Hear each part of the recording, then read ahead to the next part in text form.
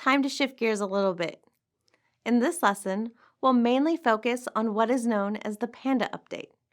While not a traditional algorithm update as we've been discussing, Panda nonetheless had a huge impact on the search engine landscape.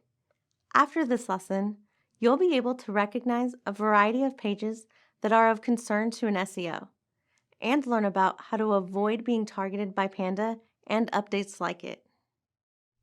The first algorithm update I would like to discuss is known as Panda. Rather than a one-time change, this is a search filter, which means you will continue to see updates rolled out from time to time. This algorithm was created to prevent sites with low-quality content from ranking well in search. Because this is updated on a somewhat regular, though unpredictable basis, this means that if your site was previously penalized during a Panda update, but you took the time to improve your content and make the appropriate changes to your website, you can begin to recover from the penalty. Ongoing updates will also help catch and penalize sites that may have escaped past updates. Lately, rather than seeing specific updates, Panda is rolling out more slowly, over several months at a time. Google has confirmed that this is due to an internal issue related to technical updates. Previously, the filter would be applied over a few days' time, and webmasters would immediately know if changes to their website was due to a Panda update. I recommend you watch the provided Google Hangout video, where Google's John Mueller addresses questions related to the Panda rollout. This starts at the beginning of the Hangout and ends approximately 7 minutes in. The link is provided in your study materials.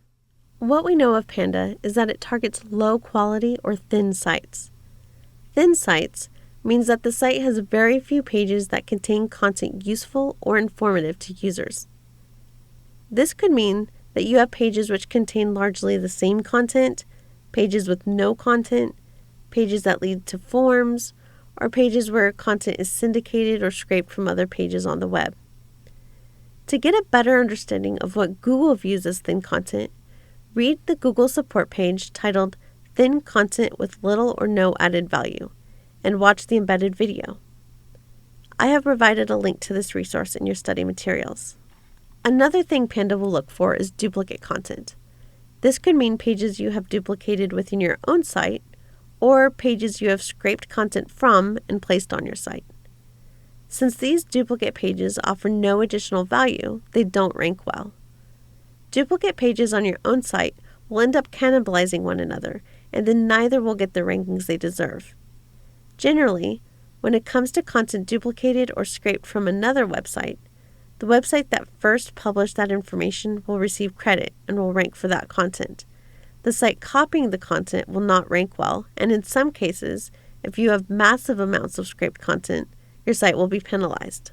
Additional things that may trigger a Panda penalty are excessive amounts of ads on the site. If you have a page with very little content that is surrounded in advertisements, that isn't providing a lot of value to the user, and the page will not rank well. This would be considered a thin page. Google will also look at things like your site navigation, whether or not the navigation is intuitive, and if it links to all of your content. So you really want to make sure you are providing a good user experience for your users. Google has published a post on their official blog that provides some guidance on what you can do to build high-quality sites. I recommend reading the post at the link provided. The initial Panda rollout surprised a lot of webmasters and SEOs. We knew that the trend of updates had changes which were meant to get webmasters to provide more value to users, but the update hit several websites hard. Many never recovered. The website Pandalyze.com was created to keep track of how Panda affected large sites. Several well-known sites were severely impacted when this algorithm rolled out, and some never returned to normal. Here are some charts from the site, and you can visit the site directly to see more examples of how the Panda filter affected these sites. Some examples of the type of content Panda targets includes things like automatically generated content. Automatically generated content is also referred to as spun content, and it's content that is created by a program and inserts applicable keywords. But most often the article is gibberish or very poorly written and is difficult for users to understand. Another type of content targeted by Panda are squeeze pages.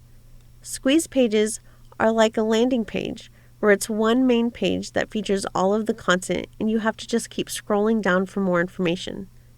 The content is usually broken up by forms and buy now buttons. You will sometimes run into sites which you cannot easily exit due to pop-ups asking you to cancel. Another issue Panda looks at are doorway pages. Doorway pages are pages which were built for search engines rather than users. These pages often rank for one thing, and then when clicked on, will redirect the user to a page or site about another topic. This is usually done for commercial or malicious intent. In order to get the page to show in search engines, webmasters would often use what is known as a meta refresh, which means that once you land on the site, it will then refresh to another site before you can hit the back button. Google began penalizing sites using the meta refresh technology. And then, webmasters began using JavaScript, or tricking the visitor into visiting the desired destination through creative linking. Panda also began penalizing low-quality guest posts. Because gaining links to your site is very beneficial for SEO, a trend called guest blogging became widespread. Unfortunately, as things do when they get popular, some individuals began taking advantage of this and created low-quality sites dedicated to guest posts on a variety of subjects. This caused Google to sit up and take notice, and they began to penalize sites that published these low-quality posts. Unfortunately, some good sites where you could go and find writers to guest post on your blog were also caught in the crossfire. Basically, to avoid being penalized by Panda, view your site as a user would view it. Look at what information is helpful and valuable to them, and what might be unnecessary information that would be better served elsewhere, or just removed entirely. Always ask yourself how your site can differentiate itself from other sites and add value.